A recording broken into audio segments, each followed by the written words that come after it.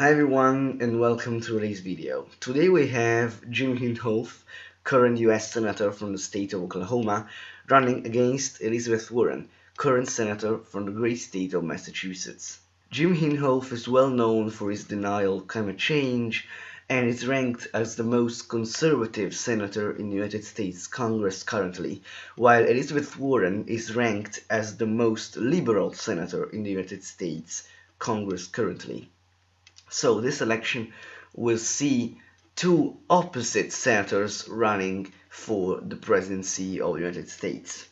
Jim Inhofe representing the businessman class, which is only concerned about money and earning money from fossil fuels, while Elizabeth Warren represents minorities and environmentalists, people who care about the environment and our planet Earth. So first, let's move on the 7 p.m. poll closings. The state of Vermont will go safely to Elizabeth Warren, a very Democratic state, while South Carolina, Kentucky, and Indiana will go safely to Jim Inhofe, three Republican states.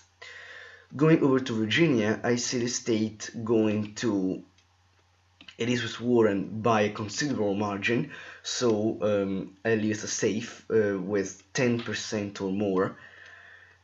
And the state of Georgia, I leave as a toss-up for now.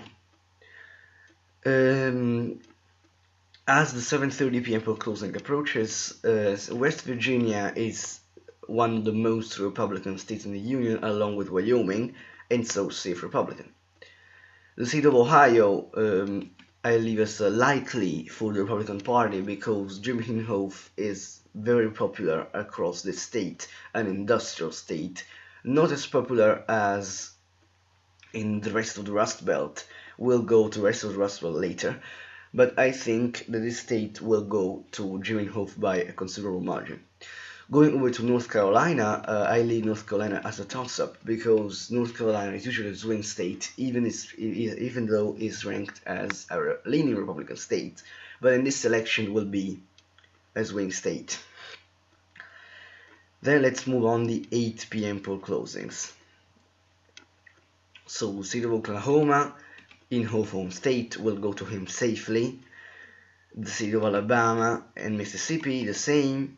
Out of the state of Tennessee, another 11 electoral votes for him. The state of Missouri, 10 electoral votes safe for him. The state of Illinois, 20 electoral votes safe for Elizabeth Warren.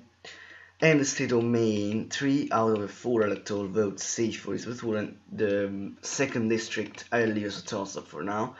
The state of New Hampshire, I think it's safe for the Democratic Party because it was very close in the 2016 presidential election, but Elizabeth Warren is much more popular there than Hillary Clinton was. So it's really close to Massachusetts, and she has been campaigning a lot there. So I think this state could go to Elizabeth Warren safely. She will obviously win the rest of New England, Massachusetts, Rhode Island, and Connecticut by a large margin, and also New Jersey, Delaware, and the most Democratic state in the Union, Maryland, and also DC. Going over to Pennsylvania, Pennsylvania is one of the largest swing states in this recent decade, so I leave as a toss-up, and also Florida, the biggest swing state in the nation. So now we have 95 electoral votes for Elizabeth Warren to 94 for Jim Inhofe, considering the 18 from Ohio. Now, the state of Arkansas will go safely to Jim Inhofe, and also the state of Louisiana, Texas, from 9 p.m. poll closings, and all of the red wall. And I leave Nebraska second as a toss-up. Then we have Wyoming, the most conservative state in the Union, along with West Virginia, and the rest of the Rust Belt. So Wisconsin and Michigan are pretty toss-up. We will talk about them later. But Minnesota is pretty safe for the Democratic Party. And New York, as always, is safe for the Democratic Party. Then we go over Colorado and New Mexico. New Mexico is pretty safe, and Colorado I leave as a toss-up for now. Going over the 10 p.m. pro closings, Arizona is likely but not safe for Jim Inhofe, while Utah is pretty safe. Nevada is a toss-up for the selection, while Montana is also a toss-up because of Elizabeth Warren ancestry, Native American ancestry. And Iowa is pretty safe for the Republican Party. Actually, not pretty safe, but Jim Inhofe will win Iowa by a considerable margin, so likely for the Republican Party. So now, before moving on the 11 p.m. poll closing from the West Coast, let's talk about one of these toss-up states. So Georgia could go to the Republicans by a considerable margin, such as Iowa and Arizona or Ohio, and Pennsylvania could go by a considerable margin to the Democratic Party, but not safely, because Pennsylvania was pretty Democratic in the past decades, and it flipped Republican shockingly in the 2016 presidential election. So I think that Donald Trump or the Republican Party could not keep in the immediate future Pennsylvania.